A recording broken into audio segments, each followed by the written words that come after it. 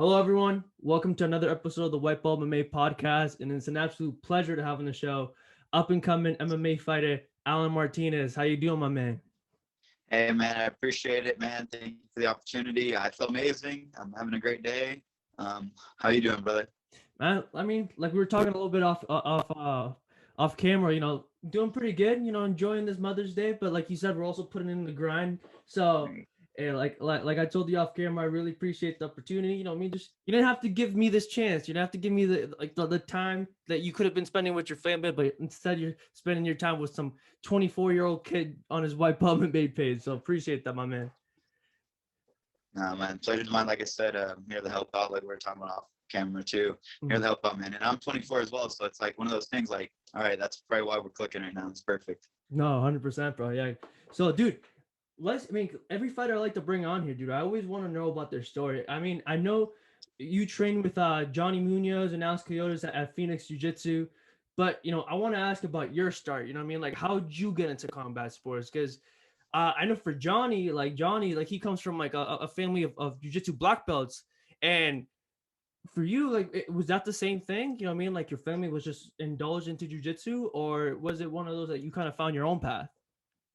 Uh, well, I'm Johnny's cousin, so I was kind of forced to train, just like his story.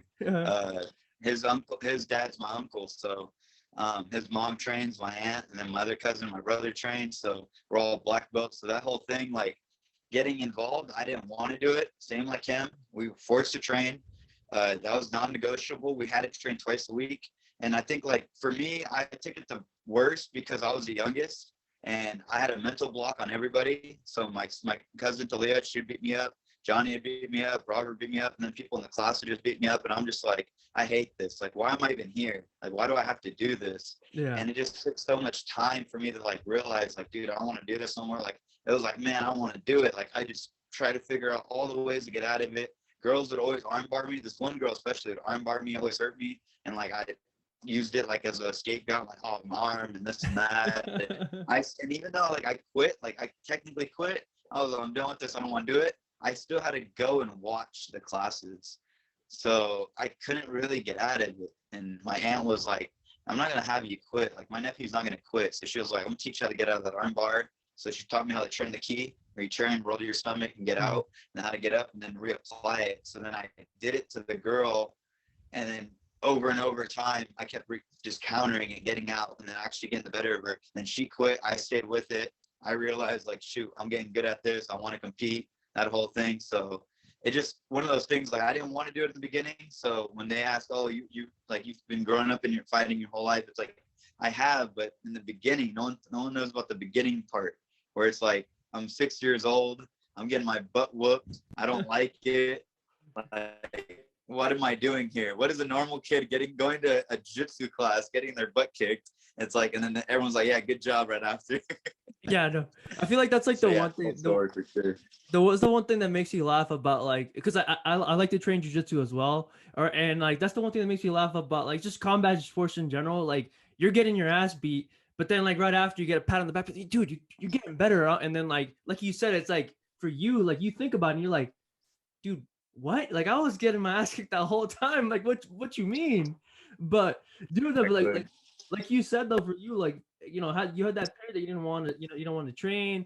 For you, like how long was that time that like you didn't want to train that it eventually transitioned into like you? I love this. Yeah, you being eager to go to training, because I know like you said, it's like you're on like teach to the escape for the armbar and everything like that, but like was it right after that like your motivation just clicked, and like was it like a year, like 2 years? I had a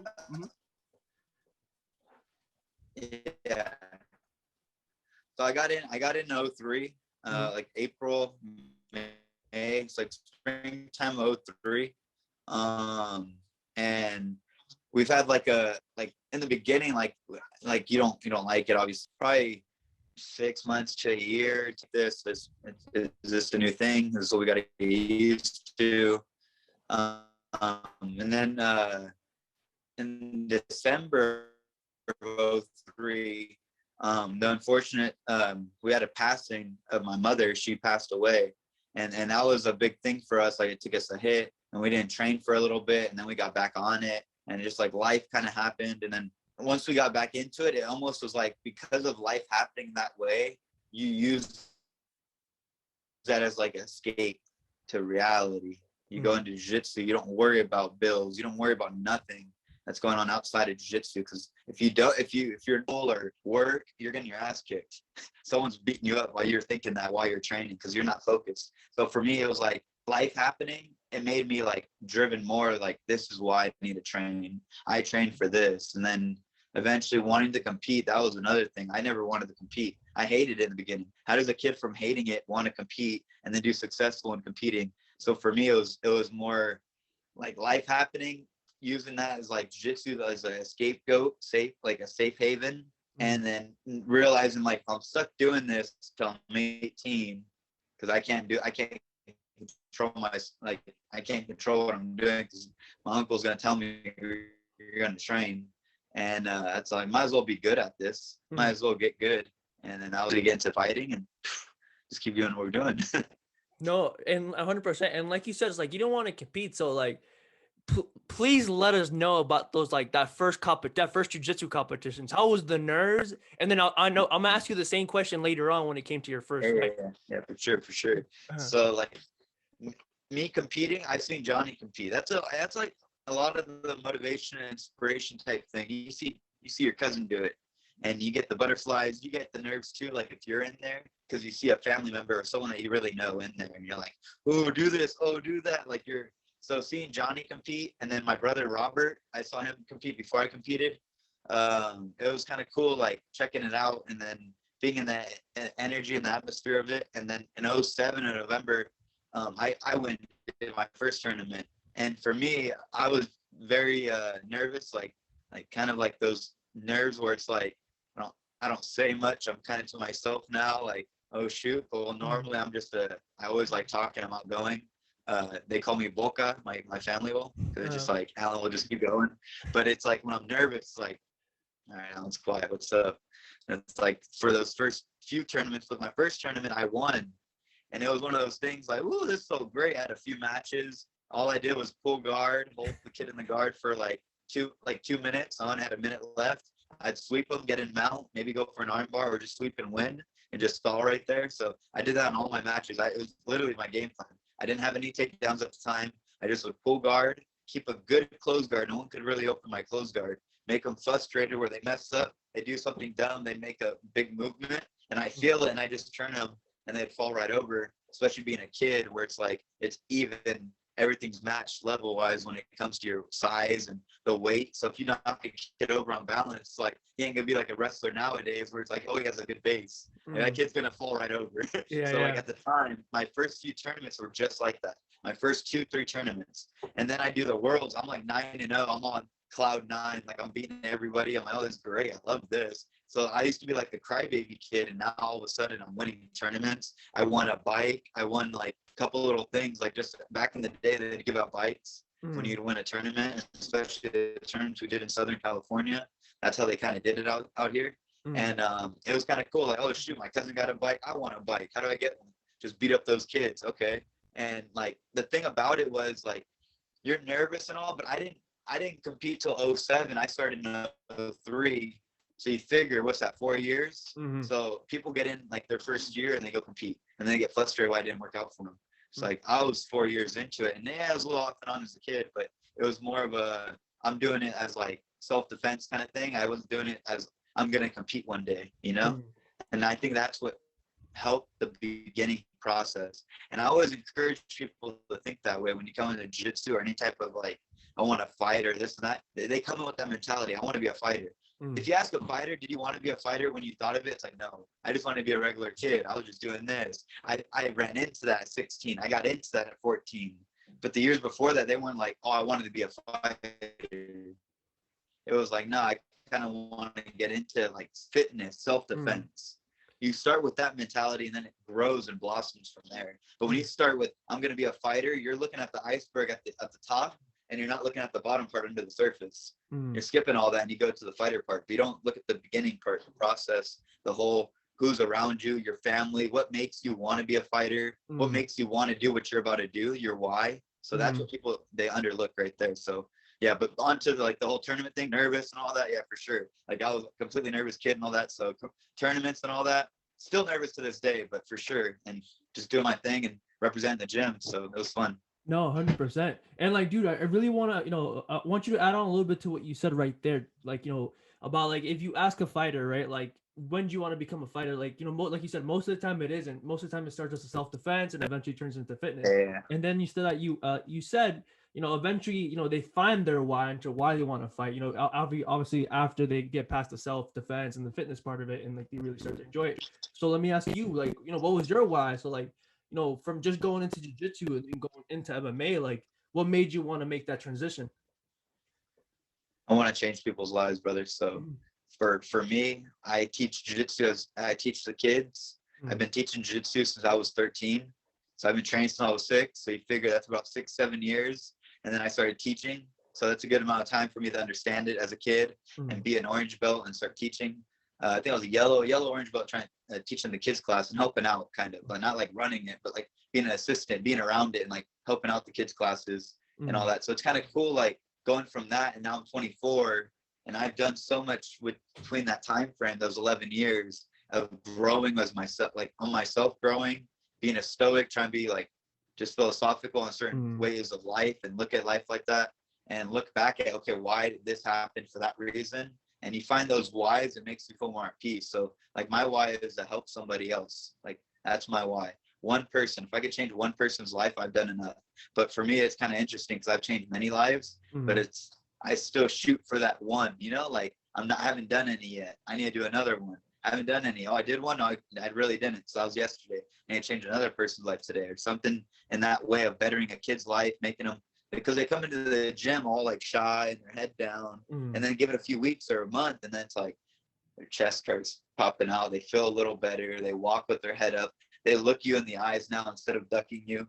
So little things like that. That's my why. That's my reason. So for me to do jiu-jitsu, that's that. And then go to MMA, I realized, I can use that platform. Because jiu-jitsu, there's not really a platform. Like there's greats, there's legends in jiu-jitsu that nobody knows. I could go in the street and I can ask someone, Marcelo Garcia, and if they're gonna look at me like, who?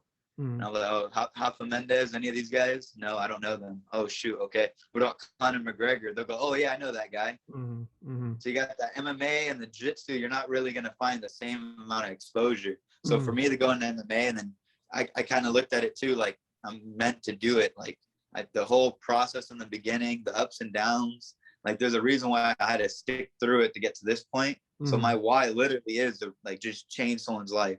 And it could be a whole country, it could be the world,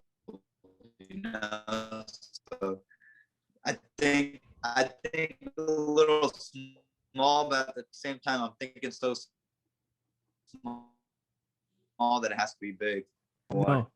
No, yeah, 100%, dude. That's that's an awesome answer. Like you said, it's like kind of going back to what you said about like changing someone's lives, especially those kids' lives, right? Like you said, you just gave them a whole boost of confidence. So like obviously when they go to school, like it would help that aspect of bullying, right? Because I think George St. Pierre talked about a little bit too, right? That like before he got into martial arts, like before he was like you said, he's like the shy kid looking down.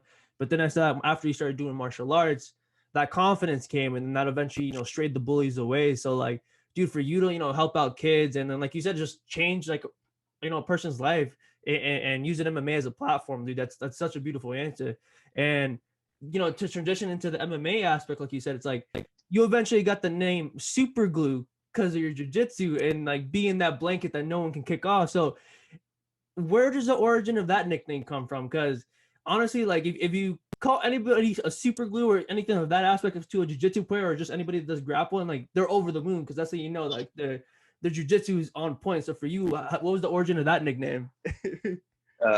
So like super, that came in when I was a kid. I was probably like 10, and there was a guy at the gym, Ken Knapp, and he's a good friend of ours, and he's one of our black belts now. But at the time, he would watch me train. And like I said, on my close guard, I had a good close guard. Like once I locked you as a kid, even like some adults had a hard time getting out of my close guard when I was 13, 14. So, but like I was 10, I was a kid, and I still had a good, strong close guard.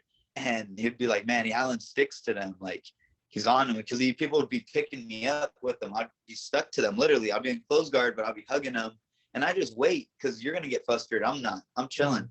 And they'd get frustrated. They'd make a movement, and then I'd either sweep them, catch an arm. And as a kid doing that, and it worked for me, they're like, man, he called me super glue. And then we had another kid at our gym, and he had long hair and all that. And we called him Hollywood. So we'd have our little battle, super glue versus Hollywood. And it was just in the gym kind of thing, you know? And it literally, no pun intended. Dude. It stuck. Yeah, I know. But I mean, because like you said, like, that's such an awesome nickname, especially for a jiu-jitsu, like someone that does grappling. So like now, like I do want to ask you though, like your first experience, like in your first fight, because like I said, we're gonna transition back into this question. Like I asked you about your first experience competing in jiu-jitsu, how were the nerves there? So what about for MMA? Because we know like MMA and jiu-jitsu are two different animals. So like, what was the nerves for that one? So the funny thing about the MMA one, it came as a 13 notice, like an event. Like I literally got done doing a jiu-jitsu competition back in February of 2019, and I lost that jiu-jitsu competition. And I hardly lose jiu-jitsu competitions because like I train so hard, so everything like I do is like calculated, and I make sure it works out the way I trained for it pretty much. And I like dedicate so much to it. So when I do lose, it's like, okay, there's a reason.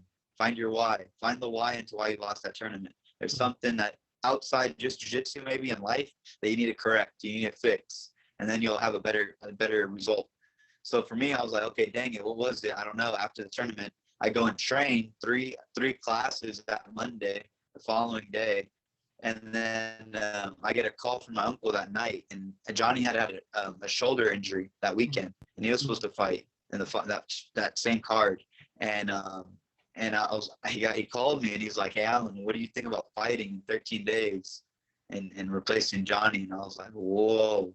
I was like, dude, I've been waiting my whole life for that call. Like, that's how I felt. Like, that's the call I've been waiting for. Like, there was a reason why that call came, like exactly how it played out. And so those 13 days for sure, like it was a bittersweet moment because Johnny was injured. He couldn't have fought, but it kind of worked out for me to be able to use that same use the platform, but also use the hype that was hyped around Johnny at the time. And obviously, everyone's kind of anticipating when Alan's going to fight. And I was supposed to fight later that year, probably in the summertime. Like me and my uncle were talking about it, and it was supposed to be around the summertime that year.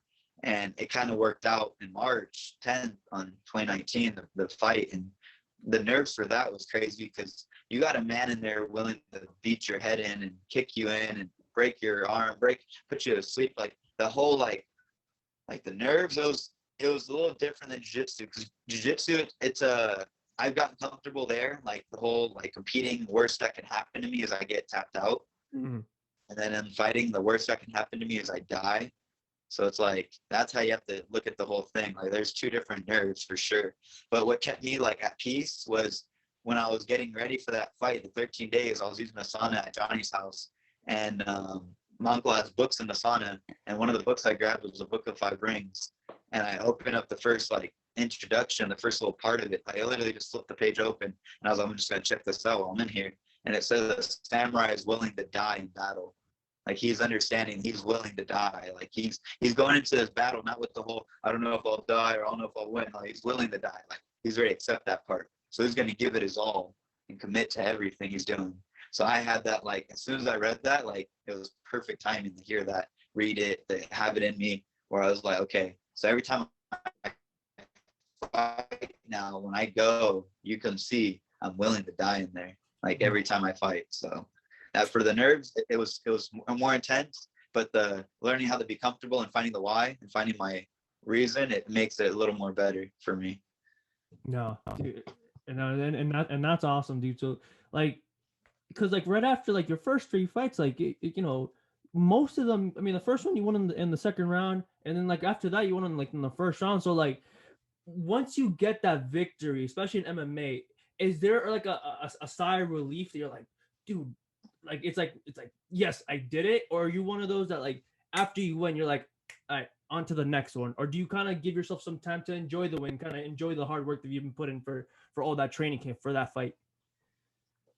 I really just, it's like a jiu-jitsu tournament kind of. So after my fights are over in the first round, like the first fight I had was second round, but the thing was there were I believe 2-minute rounds, I want to say, because it was in California. And I was like, 2-minute rounds, what is this? Like, I never heard of such a thing. I was ready for 3-minute rounds for my first amateur fight. And so I was like, 2-minute rounds. So when I finished in the second round, it was within the first minute. It was like 51 seconds. So in my head, I look at it as like, if that was a regular first round, 3-minute round, I would have finished in the first with 3 seconds to spare or 5 seconds to spare, however the time was. But that was my only second round finish. But all the other ones were first. And if I'm not hurt, I get in these fights. I get out pretty quick. I really didn't get hurt. I stay training. That doesn't change. I stay training. But the camps, they just pick up a little harder. But I stay training. So even after the fights, it's like I'm still training. Like I'm still there. I'm not disappearing for a month. I'm not traveling and doing this and that. I have my days where I vacation. I have the time of the year where I vacation, and it stays the same. I don't change anything like that. It's almost like a school schedule where, you know, the kids are out in the summer and the winter. Like I know I have my vacation these times, this time, but training's all year round. So that don't change really. But yeah, for sure. It's if I'm healthy, I fight. That's how I look at it. No, yeah, 100%. And then, like you said, it's like you always, you know, stay training. So, like, for you, like you said earlier, like you're related to Johnny. And then when Johnny got the call up for the UFC, like, how was it, you know, helping him out to prepare for his first UFC debut? Like, you know, what was your feelings when you heard that he got the call for the UFC, and how was like the training camp for that? You know, helping him get prepared for that. It's kind of funny. All these little like starts, they all have their own stories. Like they all do. Like when Johnny got that call, like we're anticipating him to be on the contender. We're anticipating other calls coming. He actually got, like, before that call, he got like a call 2 weeks before for different ideas of like maybe fighting this guy, but the fight didn't like work out the way we were looking at it. And then when he got the official call for like, dude, you got like a fight this Saturday. It's Thursday around 6:00.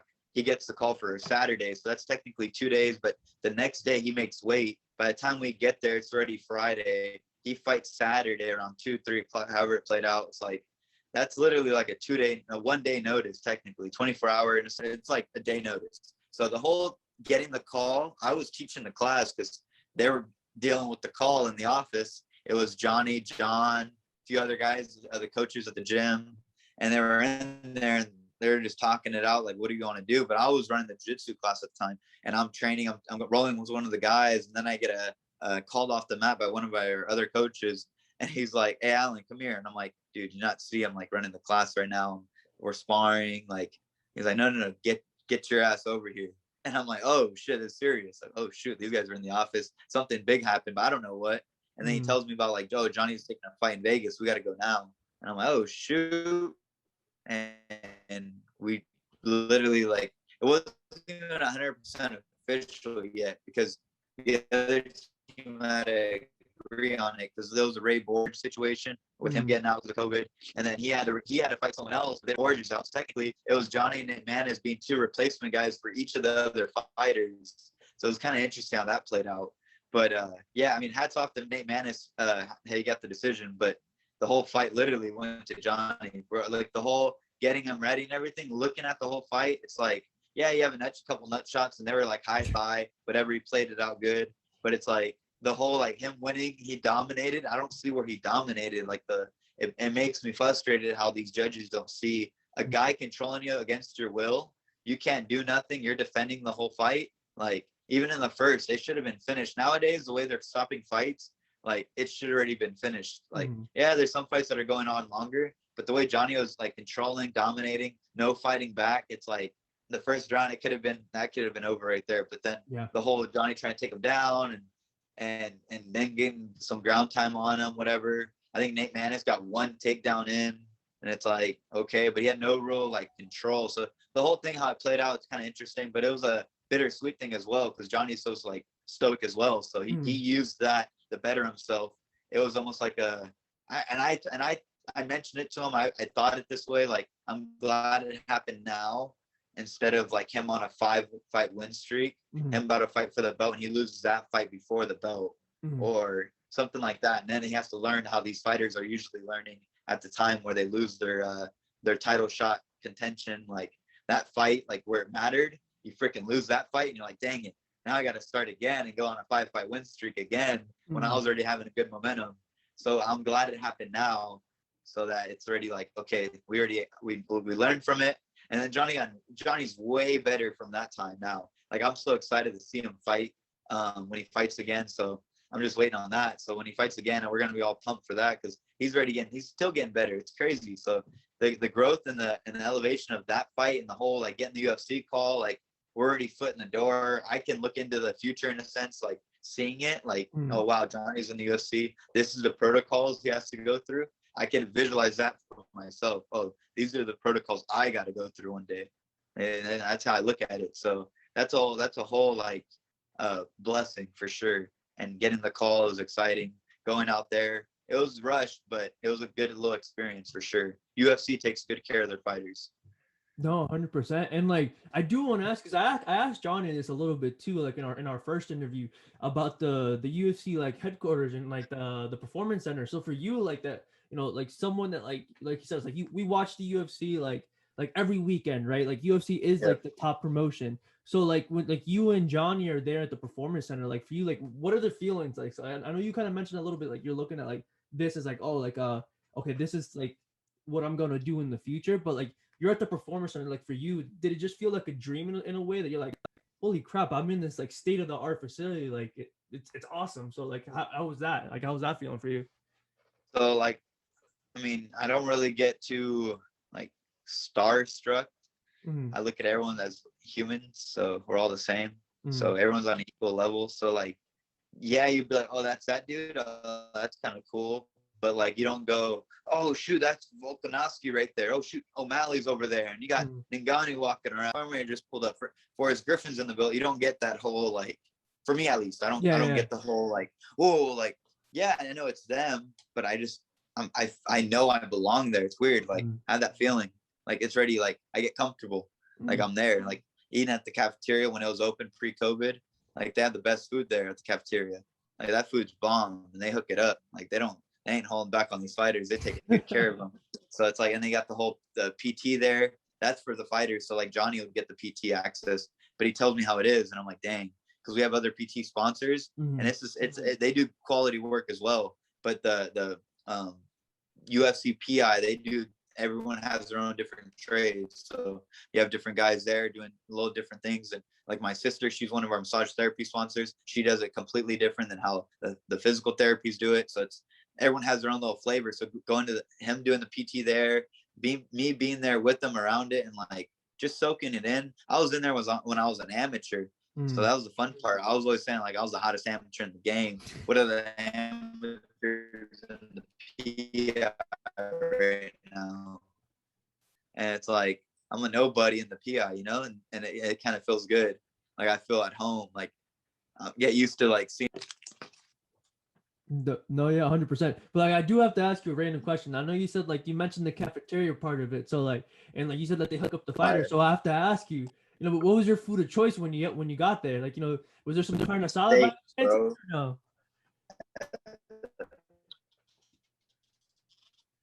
They kind of did. If you could think about it, it was flank steak. So they had some steak. It was pretty fire, and it was hooked up too. Like it was like $4 for the steak. I'm like, dude, it was hooked up steak for $4. Where are you gonna find this? And like they're you make like you get Chipotle bowls. You think of that, but they get it there. You could taste the difference on how organic and how good the food is there. So getting that, the steak, the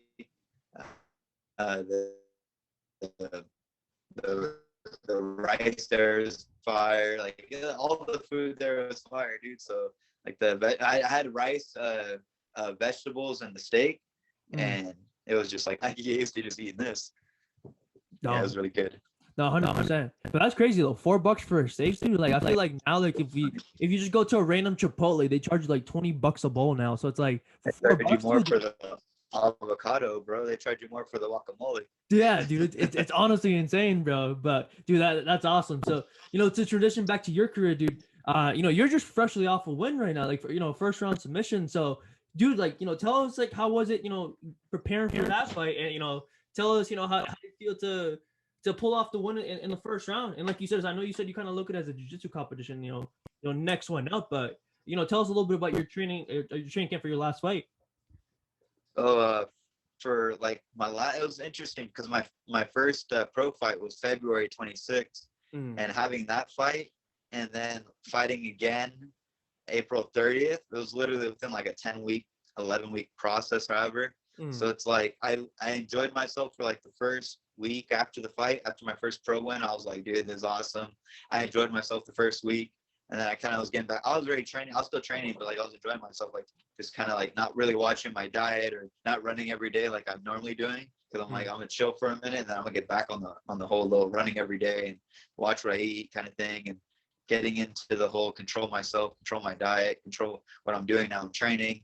So like to be able to shift that way, it was kind of like I just got done with the first fight. It's like a jiu-jitsu tournament. Like I said, I need the second match now. I'm warmed up. I'm ready to go. It's like once you get that first round out the way, it's like, okay, here we go. I'm warmed up. I can see things clearly. I'm ready now. And that's how I felt. So going into this fight, I was like, dude, my striking feels better. My jiu-jitsu feels better. My wrestling feels better. I feel more gritty, more tough, more like stronger everywhere. So it was like, going into the fight, I was so confident. It was like, there's no way this guy's gonna pull some crazy thing I haven't seen yet at the gym. So it felt amazing. And then getting the win, it's like that relief, like all that hard work, all those days I was pissed off, mad, like, oh, I don't want to be here right now, getting hit in the face. It feels like relief. Like that's what it was for. Enjoy it now because you're gonna get back on that horse. We got another training camp and the ideas, so it's like so let's enjoy it. No, definitely. And like you said, it's like now it's like having the mindset of like next one up. So like is there a next one up that like of right now, or is it kind of just a wait and see type of thing right now at the moment? I look at the cards, and so like show me all the fight cards and we'll look at which ones make sense, right? Like why give me a time frame when I know there's no fights at that time frame? It's like, oh, I want to fight in September, but the event's in October. It's like, oh, but if they change it, no one's going to change the event for you, bro. So show me the cards. Where's the lineup of your cards for the schedule? If it makes sense for me to fight in any of those cards, throw me on that card. If not, cool. Like for me, I'm with UWC right now. Like I'm not like on a 20-fight deal. I'm on, however, it's like fight by fight. So I'm not really on a deal with them. So I fight with them right now. They have a great promotion.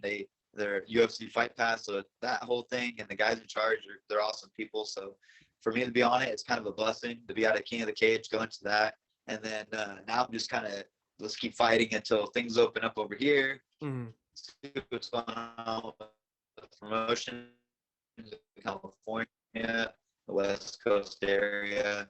King of the Cage might come back, maybe we'll see what happens. But till then, I'm just gonna stay active, keep fighting. I'm looking at like summertime. They have a card June 11th. They have there, so I might look at that card right now. Healthy. I got in and out, no touch, face good, body good. So let's keep it going. So hopefully summertime. We'll say that summertime.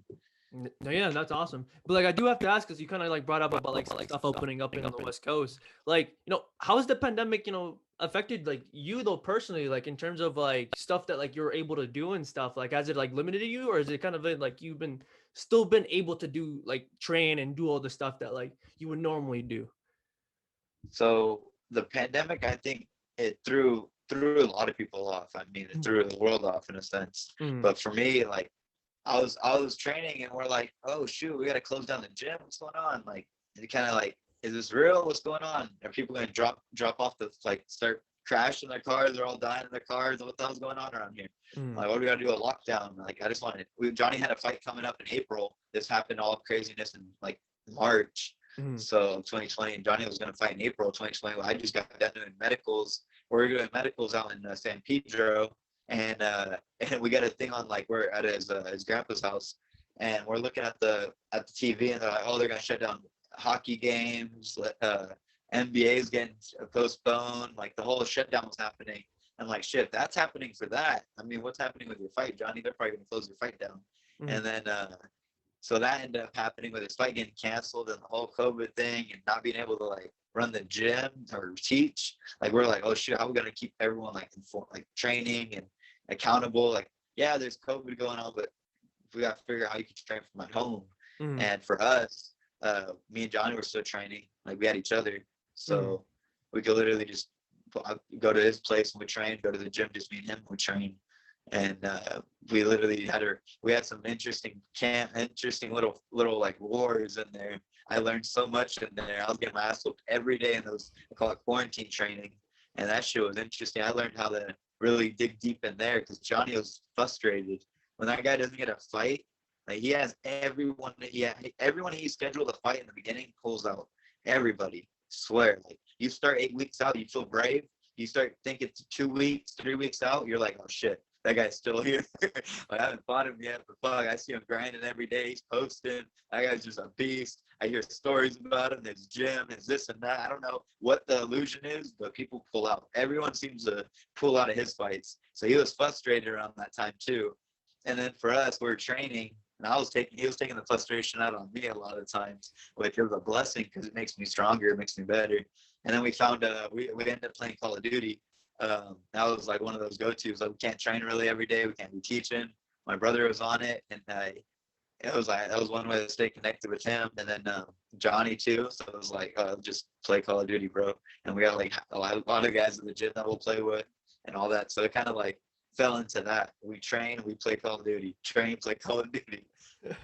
Is Call of Duty the only video game of choice, or do you guys have other video games as well? Like let's say like FIFA or just UFC or like the UFC 4 we'll play UFC here and there, but like we mainly play Call of Duty. But like if it's just me and Johnny, or we have someone and we have the game, we'll pop it in. Someone feeling brave, we'll give them a controller, play some UFC.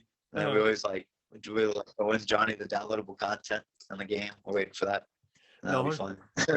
100%. I think Johnny has to make his own call out video, like the way how like a couple of the fighters have been to DC, but like, yo, DC, put me in the game. I think John needs to make a little bit just to call him out a little bit. I mean, he could, but the way I look at it is like he's already in the game. So if he's already in the game, he has to stay in the UFC. He has to win his next fight. He has to win. You know what I'm saying? Like, yeah, he's already in the game. I'm already in the game. So if I look at it like that, then all right, I don't have to call no one out. It's already happening.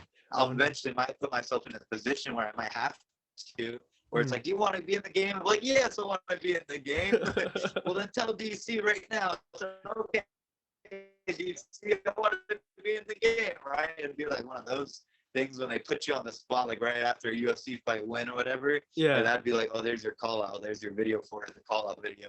And it's like, but you didn't really like plan it. Like, oh, I need to call it out. Like for me, it's like, if I'm in the game, cool. Like I already champ, I barely 2-0. I was looking at that as an amateur.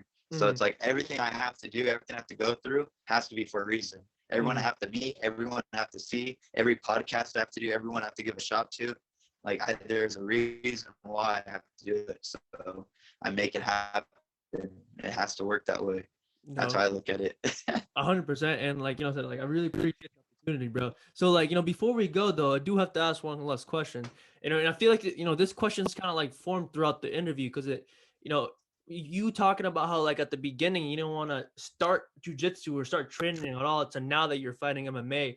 Like my question would be is, as a 24-year-old Alan Martinez, if you can go back in time and talk to that 6-year-old Alan, what would you tell him like about like the life that he would obviously eventually aspire to have? Like, you know, what advice would you... That'd be kind of cool. That'd be really cool. Actually, I like that question. You just look at that little kid. I can look at that little kid right now and just be like, hey, little man, what's up? I have to go to jiu-jitsu and I don't want to go, right? I'm answering that. I was like, dude, just stick with it, dude. You're going to love the fact that you stuck with it. That's it right there. Just stick with it. Because then it's like, you can remember those few words. It's like, I'm having a bad day. This guy told me to stick with it. It'll change my life, or you'll be rich, or have a rich mindset, rich in wealth, rich in family, rich in friends, like rich in community. Like if you can like just have this, stick with it. And then maybe I'd even tell them like invest in Bitcoin at a time. But like, yeah, that's what I tell them. Stick with it. Stay with the grind, kiddo. That's awesome, brother. So, you know, Alan, once again, thank you so much, brother. And, you know, before we go, though, do you want to plug in the social media so for everyone can watching can go and follow you? Yeah, for sure. At Superglue97, Alan Superglue Martinez on Facebook. Mainly that's my main. If you look up Super Glue anywhere, you're gonna find me. I'll probably beat the Super Glue company. Instead of having them come up, my logo, my face will come up before them. That'd probably be a good idea to shoot for. There's another goal right there. So There you go. yeah, Super Glue 97. Appreciate Gio and White Belt MMA. So appreciate the opportunity, brother. You have a great day, and everyone else, stay tuned. We have big things planned. 100%, man. And looking forward to doing this again, hopefully later on in the future, brother. So definitely be keeping up with your career, brother. So once again, thank you, and to everyone watching, peace.